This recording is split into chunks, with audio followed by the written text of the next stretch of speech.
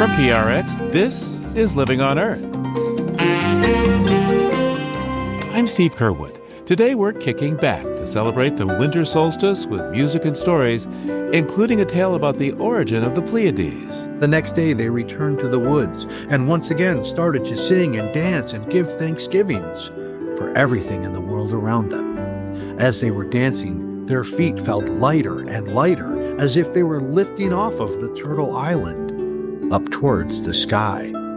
These stories can uplift us and ground us, too. I found that when people hear the story of origin, let's say of an element of nature, how a place came to be, or a certain time of year, their feelings become aligned with it and they see its meaning and its significance.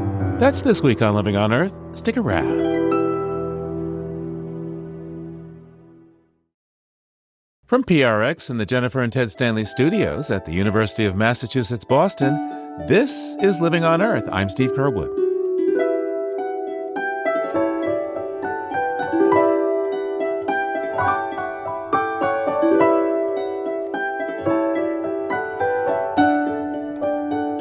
As the northern half of Earth tilts the furthest away from the sun, we like to lean away from the relentless news cycle for a moment to bring you stories and songs that help ground us in the endless cycles of our planet.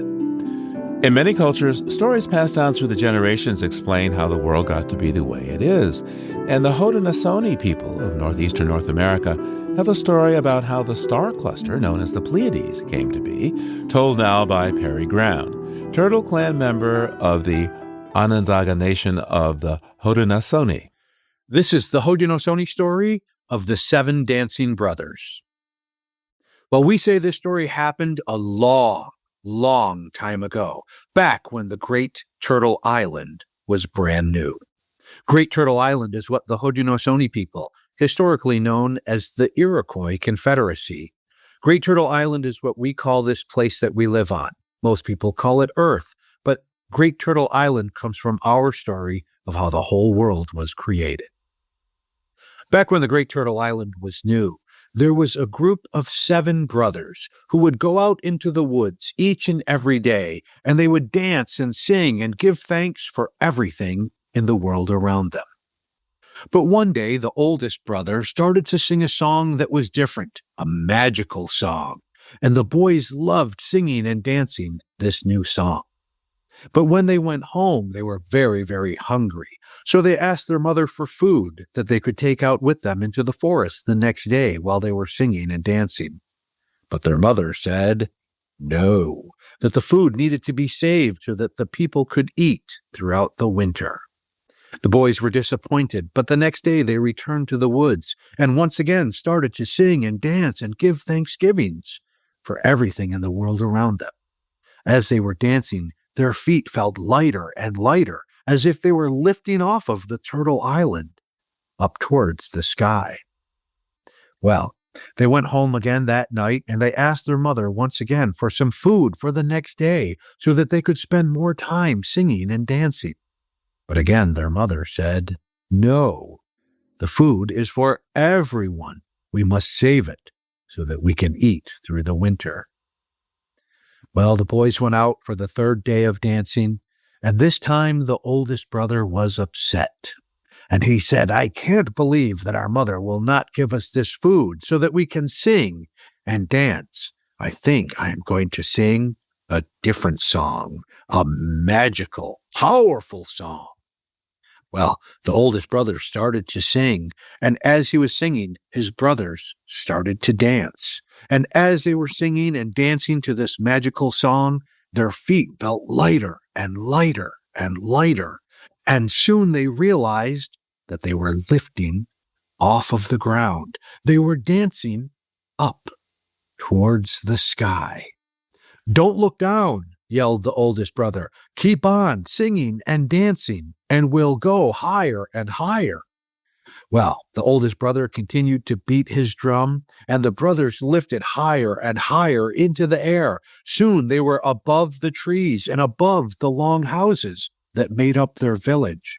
The people of the village heard the singing, and they came out and looked up into the sky. They saw that the brothers were going higher and higher. The mother called out, come back, please don't leave. I'll give you some food so that you can sing and dance. But the oldest brother said, brothers, keep on dancing. Do not look down. We must go higher. And he continued to sing his powerful song. The brothers continued to dance higher and higher up into the sky, but their mother called out one more time, asking them to come back down. Youngest brother, he was very sad to leave his family, and so he looked down for one final glance at his mother. But when he looked down, he broke the magical spell, and he started to fall down through the sky. He became a shooting star. Well, those other brothers continued higher and higher and higher into the sky, above the clouds, and into the sky world. There they were transformed into stars, a group of stars still dancing up above us to this day. When the Haudenosaunee see those brothers dancing up in the wintertime sky, after the solstice, those brothers reach the highest point above us, and the Haudenosaunee know that it is time to begin the new year. It is the signal for our midwinter ceremony, where we cover last year's fire and begin a new year.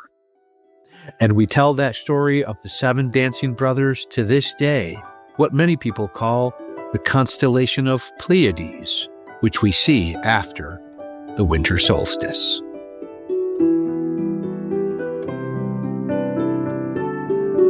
That's Haudenosaunee storyteller Perry Ground. Now, if you've ever wondered why pines, spruces, and firs stay green year-round, well, there's also a story for that. Storyteller Diane Edgecomb shares the Cherokee myth of the evergreen. When the plants and trees were first created, they were given a task: to stay awake for 7 days and 7 nights. The first day and night, all of the plants and trees stayed wide awake, and the second day and night as well. But on the 3rd night and the dawning of the 4th day, most of the plants and many of the smaller trees had fallen fast asleep. Who would be able to stay awake and keep watch for 7 days and 7 nights?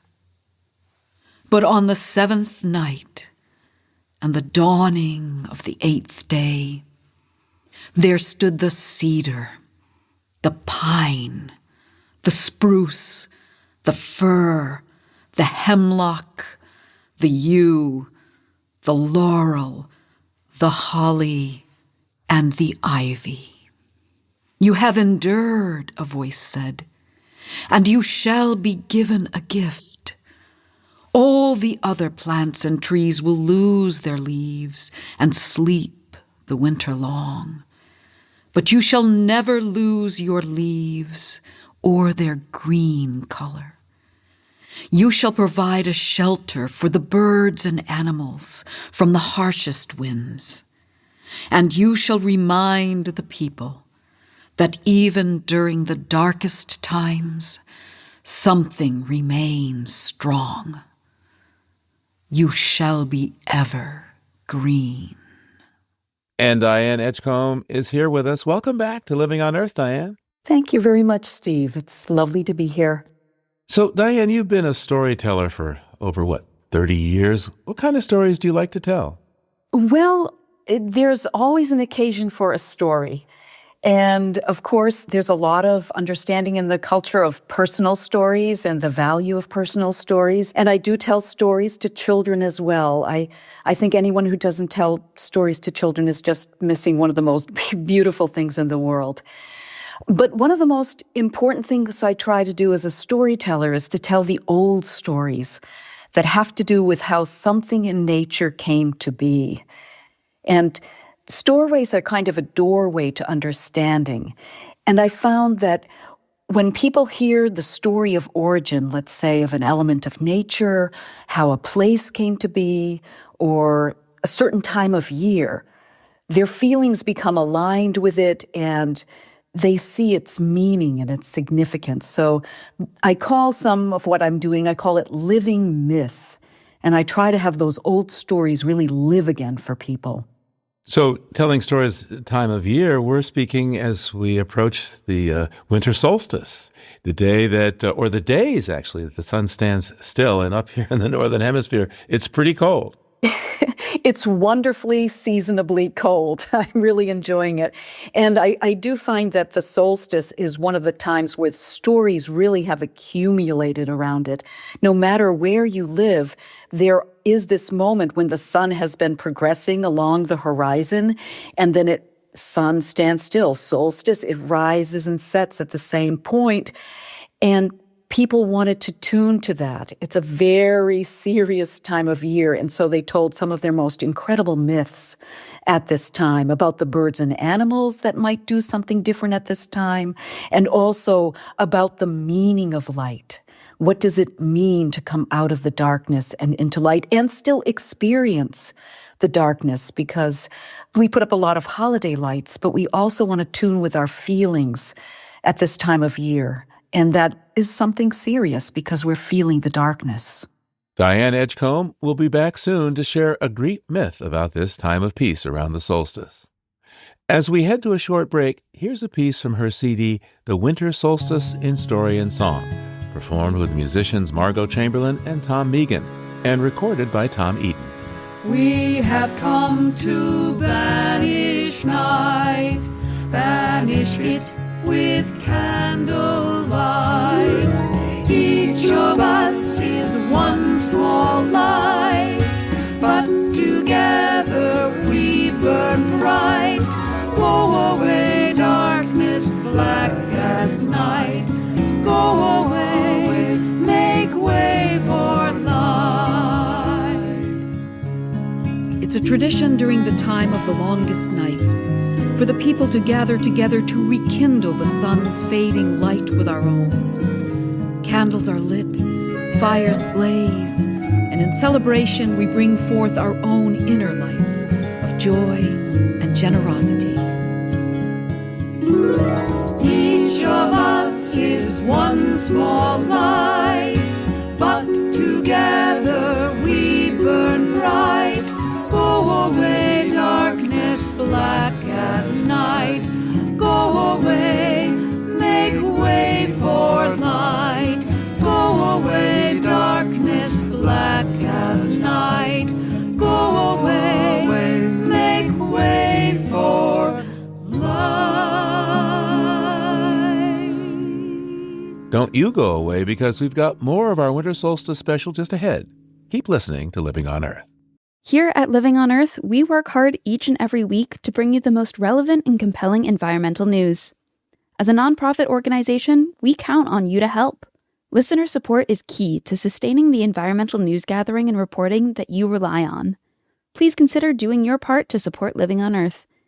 A monthly donation is the very best way to ensure LOE's work continues week after week. To make your pledge of support, go to LOE.org and click Donate. And thank you for helping to keep LOE's nonprofit environmental media going strong. It's Living on Earth. I'm Steve Curwood. We're back now with storyteller Diane Edgecomb. So please, Diane, tell us about the next story you have for us today. Why this one in particular? Well, it's a wonderful old Greek myth, a very little-known myth, and the title is Ceyx and Alcyone, the coming of the days of peace. And this story came to me in some form when I was 12 years old, so I always felt like it was a story that, in a way, I was meant to tell, because I read a fragment in an Audubon Society pamphlet on these birds and what happened to them at the winter solstice. And then I forgot about it. And years later, when I was working with solstice myths, I thought, what was that fragment of story when I was 12 years old? And the amazing thing is that I still had those pages. I mean, how many things do you say from childhood? But there was another synchronistic thing too, which is the Celtic harper that I work with, Margot Chamberlain. She had encountered a lot of early music in her travels and work, and she had these beautiful Greek songs that she'd always loved and had nothing to do with them. And we married them with the story, and it became this incredible weave. And so that's the story that we'd like to have for you today, along Margot Chamberlain, myself, and also Tom Meegan, my husband, who plays many, many instruments on the piece. And once again, the title of the story? Ceyx and Alcyone, the coming of the days of peace.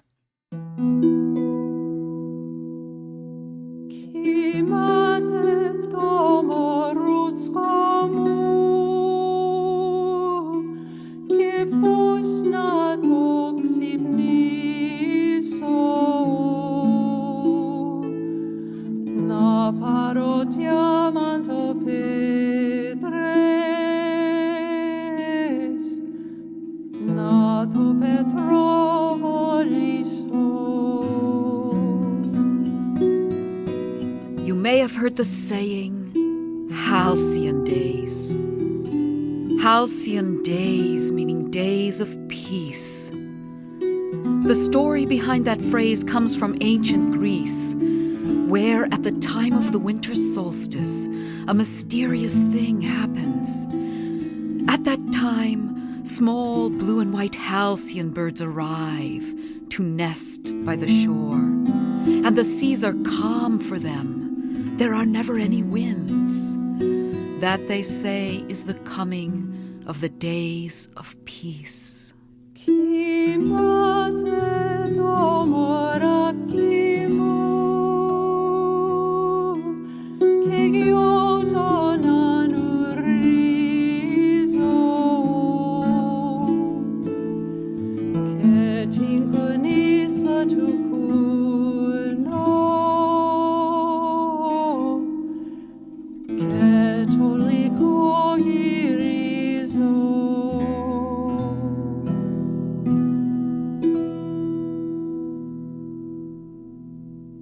Ancient Greece, the landscape of myth, where every natural force, every mysterious power wears the mask of a god.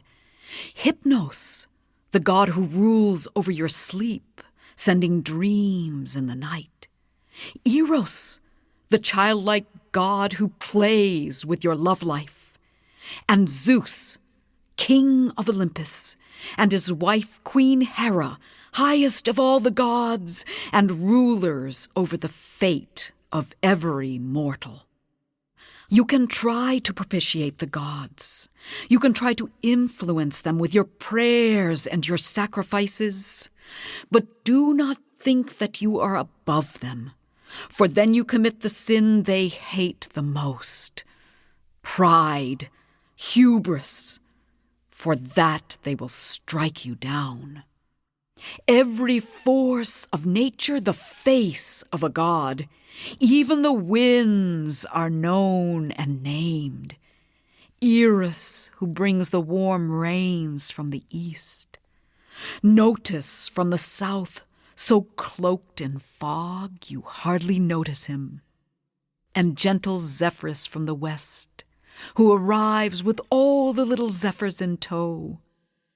And Boreas, cruel storm wind from the north, whose howling scream strikes fear in every sailor's heart. To guard and contain the winds, Zeus has chosen Aeolus, tireless, agile, every muscle tuned for service, loyal Aeolus to watch over them all. He gathers the winds on his hollow, floating island, where he lives with his only daughter, Alcyone. Lovely Alcyone, but she is every day alone. Her father is restless, never at her side. Father, come here. I want to show you. I have no time to see. The winds can arise at any moment, and it takes all my cunning to capture them. His focus is only on the winds. He can feel the slightest trace of a whisper, and he sets out his traps. Traps! No! They are toys to entice them. Leaves that they can rustle. Sails that they can billow. For the winds are scientists. They are engineers. They want to know, how much can I fill this sail before I tear it? How far can I push that swing? Their downfall is their curiosity. They have to see around every corner. And when the winds come tearing around the bend, surprise! I capture them in my magic sacks. There is no bad day to catch a wind. But when I sense Boreas, Alcyone, run for the cave! Boreas wants only to destroy. Shall I tell you how I trick him? I use myself as bait. Hiding behind me a special sack, soft as rain, strong as grief, forged from human tears. Come and get me, Boreas. You can't resist. Come, and when he attacks, I catch him, twisting that sack into a figure 8. Howl in there, Boreas! Howl for eternity, or until the gods should call you forth again. Elis drags his sacks deep into island caves, where they lie numbered and named, according to force, according to scent, according to danger.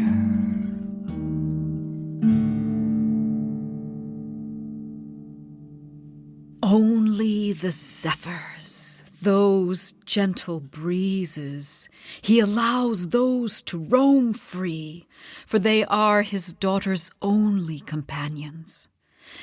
They loved to play around her, to make her laugh, tease her out of her sadness. And they encouraged her to race with them. Run as fast as she could to the edge of the island, all the while whispering, Alcyone, there is another world beyond this one. You cannot see, but look beyond. Imagine there are people, there are others. But though she would run to the edge of the island and look, she could never see another living soul. Sometimes a ship she would see, but they would never come near her island, for that was the home of the terrible storm winds. Those were her worst days, when Zeus commanded her father to let loose the winds of vengeance. Father, please do not set them free. The zephyrs have told me. There are others on that ship. There are people. Stand back, daughter. What is this pride? I do as the gods command. That's why I have dinner with Zeus and Hera twice monthly. Now stand back! The storm winds would howl past Alcyone. She would be bent over, tears streaming down her face, not just from the force of the wind, but from knowing the damage that they would do. Sweet Alcyone. She could not stop Zeus. She could not even stay her own father's hand. She told her troubles to the zephyrs, and those winds, you know they listened, and not only to her words, they heard what was silent in her heart, and they knew she was so lonely. So the zephyrs went in search. They went in search of someone who would be brave enough, someone who knew the winds and the waters well enough, someone who would dare come near that island. And they found him, and wouldn't you know, he was a bachelor. So it was one day, Father, come down to the shore, there is a ship. How can that be? No one would dare come near this island. But there is, Father. Come see. It was a vessel of many sails, such as a king would have. there, coming up the hill, Ceyx, the young king of Thessaly. Oh, the zephyrs had told him that he must come to this island to rescue this young woman. But they could never tell him. He would fall hopelessly, completely, and forever in love with her. What could her father do but release a wind steady and sure to send them on their way? "Farewell, father. Don't work too hard. Get some rest." Oh, Alcyone entered a world she never could have imagined. Everything delighted her, and Ceyx saw everything new through her eyes. She loved to sit for hours in the rose garden, taking in the colors and the different scents, and he would companion her. He loved her compassionate heart, and the people loved her too. After they had been together a year, he gave to her a soft blue gown with cloud-white edging, and when she put it on, the royal blue, the same color as her eyes, it took his breath away. "Alcyone, you are so beautiful, you should be queen of the gods." "Do not say that, Ceyx, but you should be. I am as happy as Zeus. We are as happy as Zeus and Hera. Happier. We are so much happier than they." As soon as she said it, she wished she had not. Oh, those words that tumble from our lips, and we can never take them back. She never forgot that moment, because after that their fortunes changed. Ceyx's ships lost at sea. Their crops that they needed for food and barter decimated by drought. Then there was the day Ceyx called to her in a voice she had never heard from him before. His only brother had been found dead upon the road. "How can that be?" Yes, how can it be? He was not ill. He was not wounded. "Alcyone, something is terribly wrong. I fear that we have angered the gods. I am going to consult the oracle at Delphi. It will be a sea voyage of many, many days, but I must go. I must know what sacrifice they would demand of me. Then I will go with you." "Please, let me go with you. Then if something happens, it will happen to us both together." "I want you to wait for me here. Wait for me. I swear I will return to you." She held onto his hands, not believing his words. Tears filled her eyes. Yet bravely, she nodded. At once, preparations for the voyage began. A lucky ship they chose that had weathered many storms and brought all home safe, and strong men from the kingdom would do the rowing until the sails were lifted at last. And so, with ship and crew of the best, the boat was launched, and the men rowed out towards the open water. Ceyx watched Alcyone as the ship pulled away. She was standing atop the ramparts where they often walked before. And as the men rowed and rowed, their muscles straining to pull the ship away, Ceyx's heart sank. For truly there was nothing in him but his fears pushing him onward. And behind him, dressed in the blue gown he gave her, it was Alcyone. Almost she seemed to merge with the sky or lift up into the air, so great was her longing to follow him. At last, he could see his beloved wife no longer. Still, he watched, and still she watched. And as she watched, his ship melted into the haze of the horizon. The command was given to hoist the sails, and soon the ship was winging its way swiftly across the open waters. For 2 days they traveled strong and sure, but on the 3rd day, storm clouds, blown on fierce winds, were headed their way, causing the gray seas to grow turbulent, to grow rough, coaxing and playing them into froth.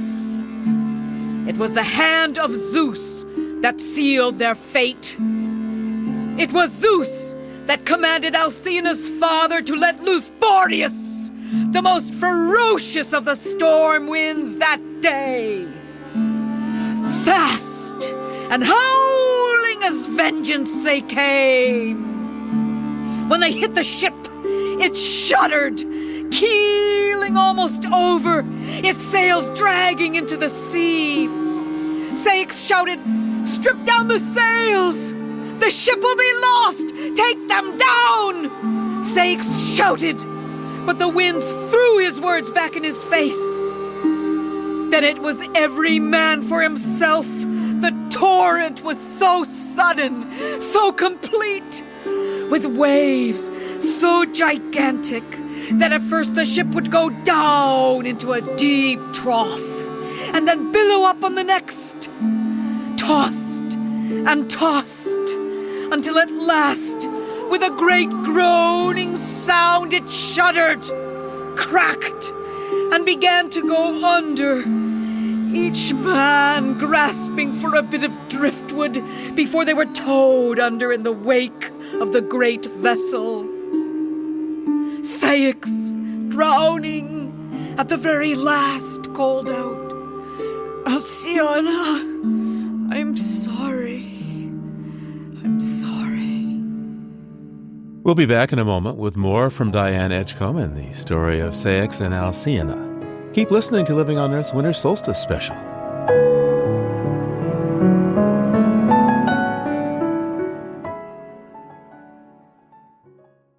Support for Living on Earth comes from the Waverly Street Foundation, working to cultivate a healing planet with community-led programs for better food, healthy farmlands, and smarter building, energy, and businesses. If you're one of Living on Earth's listener supporters, or if you've been considering a donation to LOE, this message is for you. As a nonprofit news organization, listener support is vital to LOE's weekly effort to bring you up-to-date environmental news and information. Your gift to LOE makes a difference and makes our work possible. So thank you. It's Living on Earth. I'm Steve Kerwood. Let's continue now with our winter solstice story from Diane Edgecomb. Ceyx and Alcyone are deeply in love, but they've gone a step too far. The couple has dared to compare their joy to that of the gods. And in retaliation, Zeus has thrown Ceyx from his ship into the sea. Alcyone knew nothing, only that he had promised to return, and she must wait. Every morning would find her down at the shore to see if in the night his ship had arrived, her beloved had returned. She would stand as close as she could to see if she could hear some news in the lapping of the waves, in the slow shifting of the tides. Oft she felt them, the gentle winds she had known since childhood. Almost those breezes, they seemed to want to lift her up and show her the course of her beloved. Every day she gave gifts and sacrifices to Hera, praying as the smoke rose, "Please, Hera, as the smoke of this sacrifice rises, let Ceyx's way be safe. Let the skies be clear. as you feel the sacrifice come to you, do not forget your most devoted follower, Hera, protectress of those who are married. Send him home, safe to me. And on Olympus, Hera did not know why, but this woman's voice, it touched her in a way she had never felt before. Almost she felt human emotion. Zeus! How can it be that this one who with her pride angered us so much is now my most devoted follower? She should not be propitiating me. She should be performing the funeral rites for her husband. They must be performed. Hera decided to intercede, to send to Alcyone a dream, a vision. Iris, fly down your rainbow path. Go to the darkened cave where Hypnos, the god of sleep, slumbers. Rouse him and tell him this from me. Tell him to send to Alcyone a dream of the untimely death of her husband. So, with arms raised, Iris slid down her rainbow path. Soft as the dawn, she entered that airless cave, her iridescent light illuminating the great slumbering form of Hypnos. Oh, the intoxicating bellows of his lungs, snoring in and snoring out.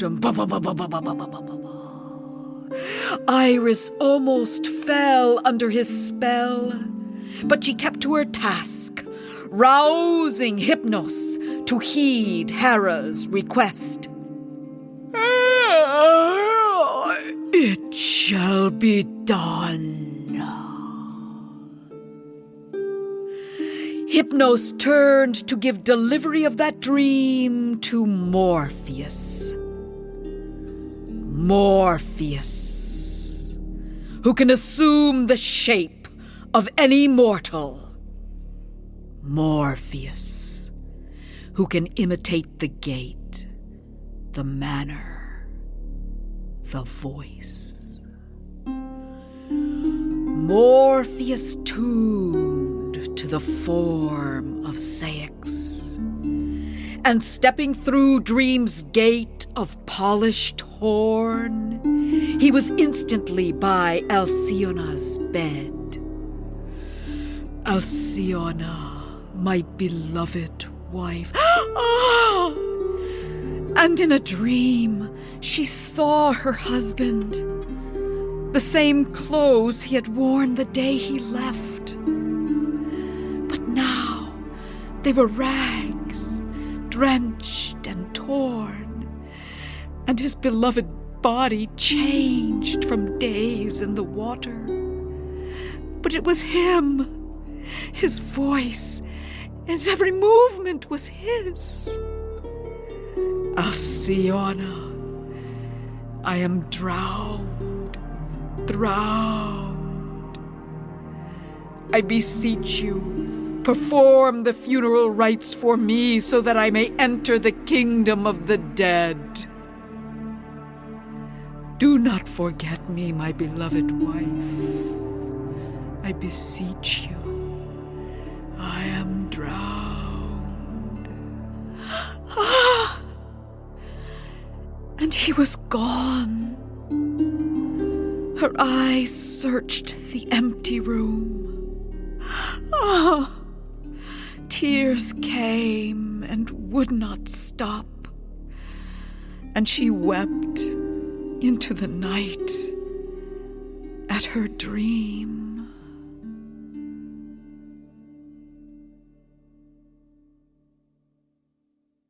The next morning, she dressed in the soft blue gown Ceyx had given her.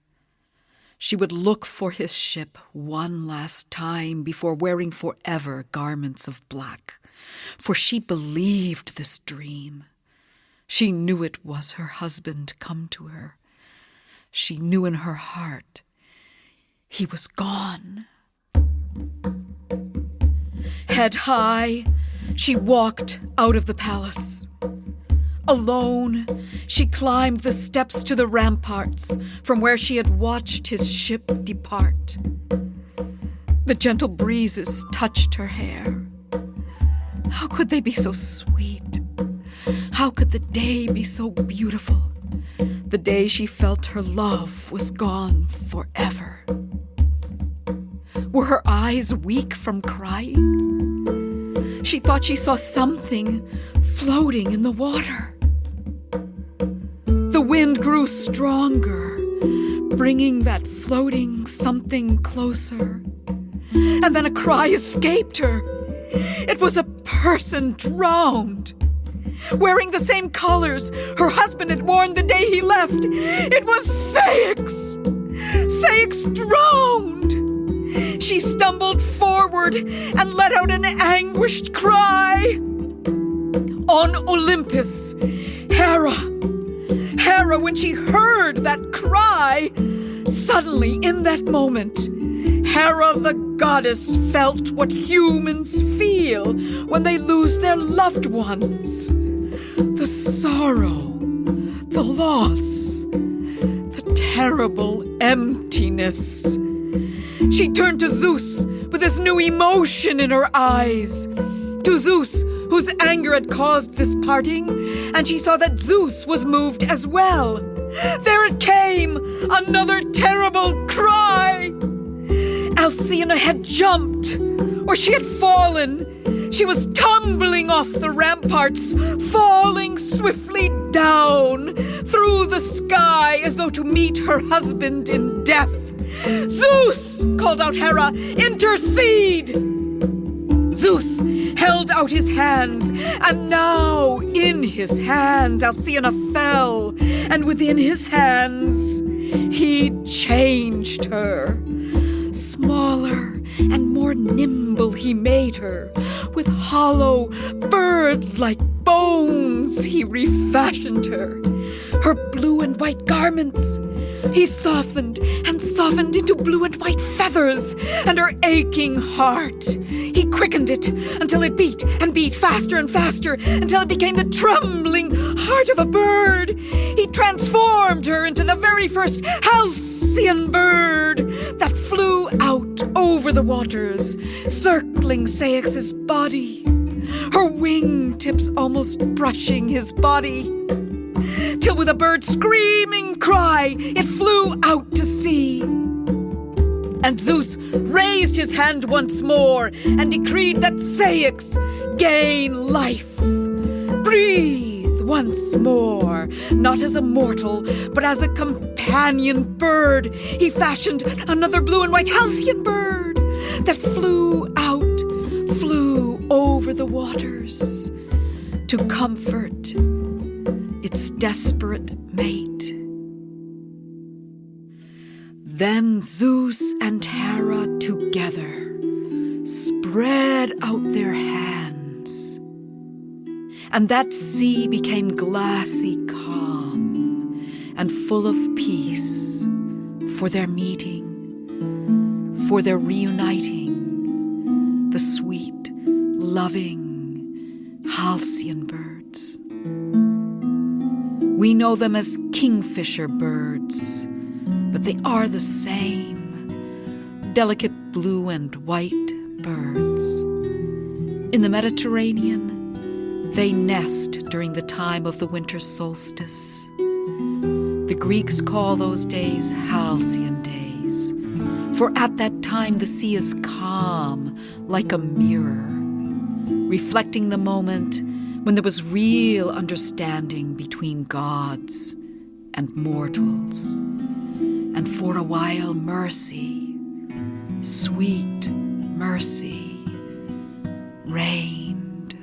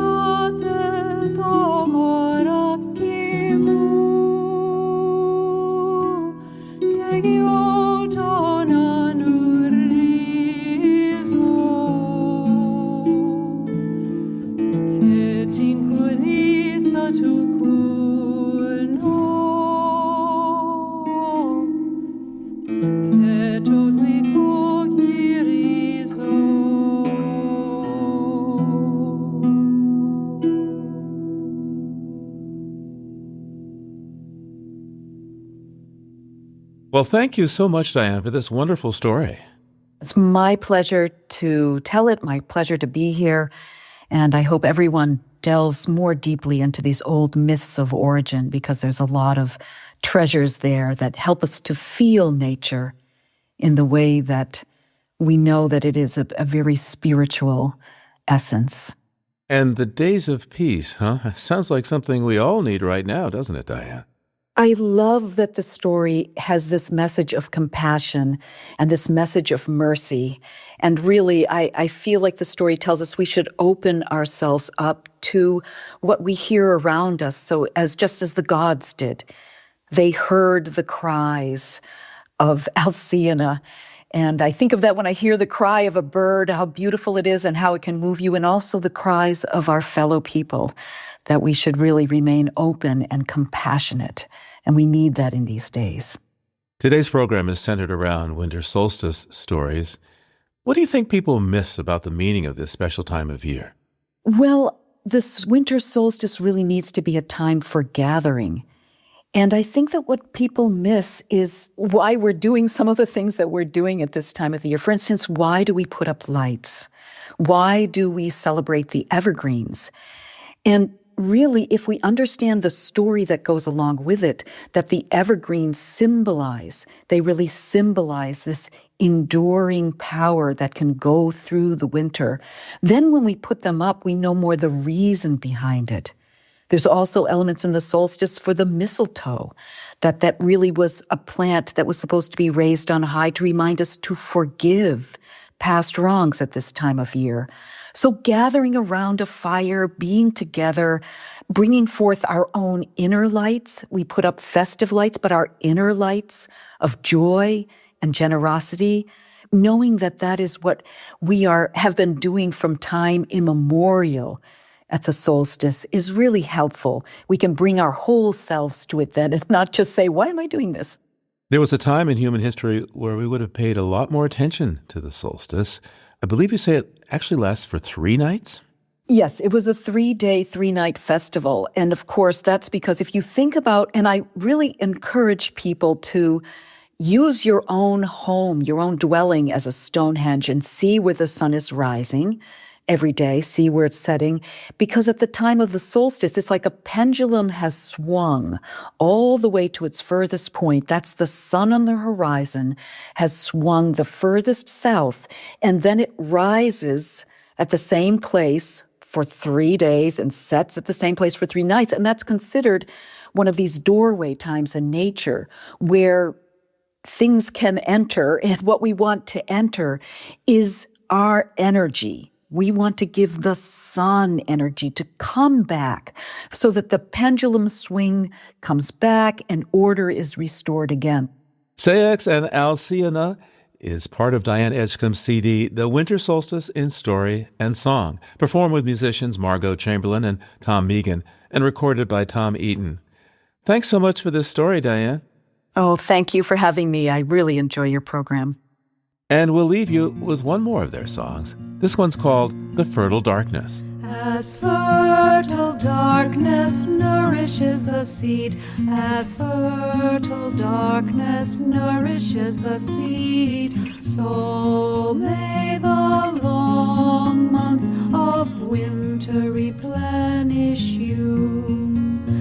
As gleams a star within the apple core, as gleams a star within the apple core, so may love shine within and upon you.